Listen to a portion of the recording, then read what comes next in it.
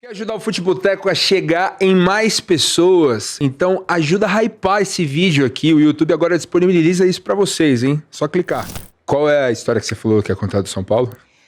Cara, quando eu falo sobre isso, eu me dou muito bem com todas as torcidas, eu recebo mensagens muito legais de torcedores rivais. Mas aconteceu que eu fui comentar um jogo do Prime Video, semifinal importantíssima do São Paulo ano passado. E aí, cara, era um momento que, assim, antes do jogo, eu tava super segura. Era eu, Kleber Machado e o Sálvio. E o jogo começou, foi um jogo pegado, assim, teve expulsão e tudo mais.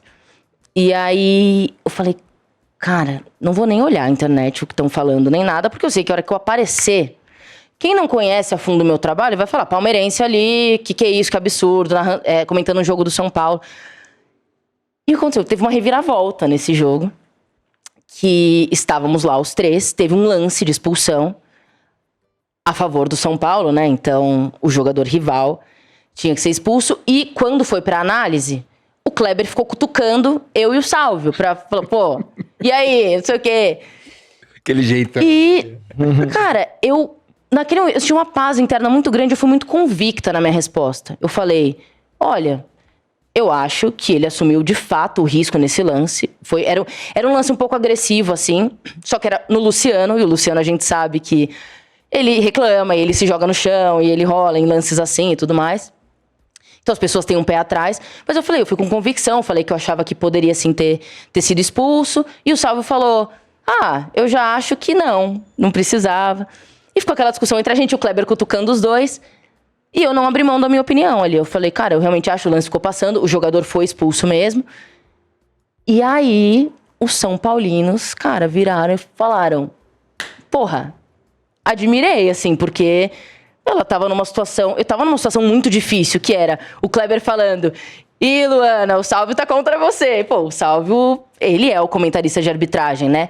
E geralmente, pra gente é muito importante ter um comentarista de arbitragem, porque, cara, a opinião dele é, assim, a opinião final. Tem o peso, né? Tem um peso, óbvio. Mas em situações que a discordância é óbvia ali pra mim, eu não vou deixar de falar, né? Então eu falei, cara, respeito muito o Sálvio, concordo com o que ele tá falando, mas a minha opinião é outra. Vários jornalistas me escreveram nesse jogo, São Paulinos. O Plihal me escreveu, a Renata Mendonça, viraram e falaram assim, adorei a sua postura, concordo com o que você disse, inclusive, acho que era um lance interpretativo, mas a gente concorda com a sua opinião. E eu saí do jogo, o pessoal do Prime Video veio correndo assim na minha direção, os moleques, com um sorriso daqui e aqui, que eles são super legais comigo, assim, eles falaram, Luana, você é a primeira pessoa que eu conheço em situações que a gente teve parecidas, que tipo... Peitou o comentarista. Não, que reverteu a situação do Twitter, que era meu Twitter revoltado, não sei o quê, a palmeirense comentando, e que acabou o jogo com todo mundo falando, que bom que a Luana estava nessa transmissão, porque ela foi excelente, e não só por esse lance, assim, eu fui muito bem nesse jogo mesmo, nas análises, era um jogo que taticamente as coisas estavam muito claras, assim, né, não era um jogo, tem jogo que é feio, e que, cara, tem um momento do jogo que, assim, você tem que... Vira uma grande bagunça. Você tem que fazer uma festa. Você tem que lembrar de alguma informação do que tá acontecendo no momento do time e criar uma discussão, porque no jogo nada acontece. Acontece isso frequentemente. Aquele jogo não, coisas estavam acontecendo no jogo. Então, eu era a única comentarista, né? O Sálvio era de arbitragem. Então, eu fiz leituras muito boas. E, cara, eu passei a semana recebendo mensagem de São Paulino. Então, foi um momento muito importante pra mim, que eu ainda vou passar por situações parecidas, de entrar em uma partida pra comentar e ter o selo de palmeirense, porque, desculpa, vou ser pra sempre palmeirense na minha vida, e antes de gostar de futebol, eu sou palmeirense. Então, mas o que eu prezo é o respeito. Então, eu vou fazer o meu trabalho bem feito, eu respeito todos os clubes, eu estudo todos com muita atenção e muito carinho, e todo comentarista tem um time, gente. Então, assim, a questão é como você lida com isso. Tem comentaristas que hoje em dia não conseguem lidar com o fato de terem um time, né? E acabam optando por fazer uma coisa segmentada. Uma coisa segmentada. Não é o meu caminho. Você tá indo num outro caminho.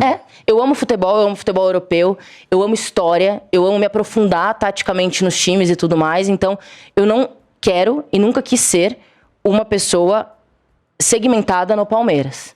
O Palmeiras é o meu time, é o time que eu amo, é o time que eu vou para arquibancada e eu torço de forma muito intensa.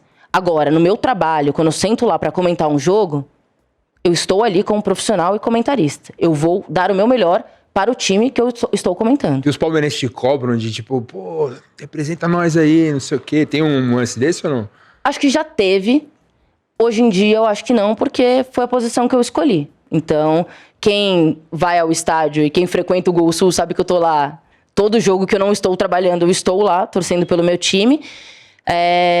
E que, cara, não muda nada na paixão que eu tenho pelo meu clube do coração, o meu trabalho. São coisas diferentes. Cara, é muito louco tudo isso, porque você tá falando de uma geração que, assim, antigamente a gente não sabia, quer dizer, não era divulgado, a gente desconfiava do time dos outros, assim, dos comentaristas e tal, da televisão, mas a gente não tinha certezas.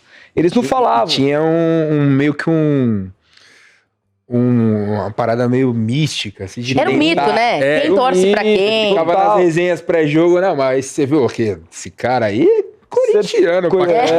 E aí o cara era São Paulino, né? Era São Paulino, exatamente. Aí ficava essas discussões. Assim. Só que assim, essa galera conseguia se proteger um pouco disso, porque ninguém meio que tinha certeza do time deles.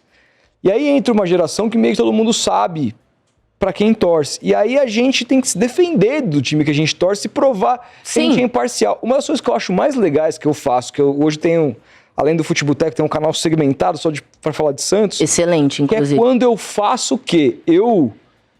Você tem uma parada aqui, assim, por exemplo, pegar um exemplo recente. Santos e Grêmio no Campeonato Brasileiro teve 2 erros crassos de arbitragem a favor do Santos. Um pênalti cometido pelo Luan Pérez, que o VAR inexplicavelmente não chamou. Sim. E uma expulsão claríssima, 2 minutos de jogo do mesmo Luan Pérez, que ele vem com a sola no tornozelo do cara. Também o VAR inexplicavelmente não chamou. Eu não chego no meu canal porque é do Santos e... Gente, ó... Foi nada. Ignora essa. Deixa pra lá. Pô, não, foi nada. Isso aí, imagina. Aquele ali, o jogador fez uma puta cera. Isso é normal no futebol. Caralho, foi pênalti pra cacete. Sim. Tem gente que fica bravo, mano. Acha que o cara acha que eu tô ali pra defender o clube em qualquer circunstância. E não é assim, velho. A gente tem que falar o que a gente acha. Tá ali pra falar do clube. Até porque o fato de você ter um canal segmentado não significa que a sua paixão pelo clube tá à frente da minha profissão. Exato. Porque ali, mesmo tendo o canal segmentado, eu me considero jornalista. E o meu problema não é com o jornalista que faz conteúdo segmentado. É o jornalista que é tudo só a favor do time dele. Por quê? Porque o cara descobriu que se ele for contra os, como diria o Trajano, os interesses de quem compra o conteúdo dele, de quem tá ali dando like, de quem tá ali dando hype, de quem tá ali se inscrevendo, ele vai perder gente. Então ele acaba sendo um cara extremamente parcial quando liga. Engraçado, tem caras aí que tem 2 veículos diferentes. Um mídia segmentada e o outro na grande mídia. O cara fala coisas diferentes pros 2 canais. Você já viu isso? Já. Eu nunca vi isso. É impressionante, cara. Cara, é assustador. É assustador. O cara, pro público, o cara fala uma coisa... Você decide. Você decide o que você pensa, irmão. É muito louco. Eu prefiro não ser refém disso. Eu falo também. Quando tem, cara, alguma situação que a torcida às vezes quer defender 100% o Palmeiras, eu exponho a minha opinião, ainda que não seja a mesma de uma grande massa, com os meus argumentos. Eu falo, cara, eu acho que isso aqui aconteceu e tá errado por isso. Ponto. É a minha opinião. Eu não vou abrir mão dela pra tentar me proteger e falar assim, galera, a gente torce pro mesmo time, vamos aqui, me ajuda. Não. A minha opinião é essa, eu vou até o fim com ela. É meu compromisso com a verdade da minha profissão. Eu acho muito louco. O jornalismo tá tomando esse caminho, né? Claro. De segmentar e ao mesmo tempo eu sinto muito ódio na rede social, cara. Demais. Me dá meio que uma preguiça de fazer uma parada segmentada assim por causa disso.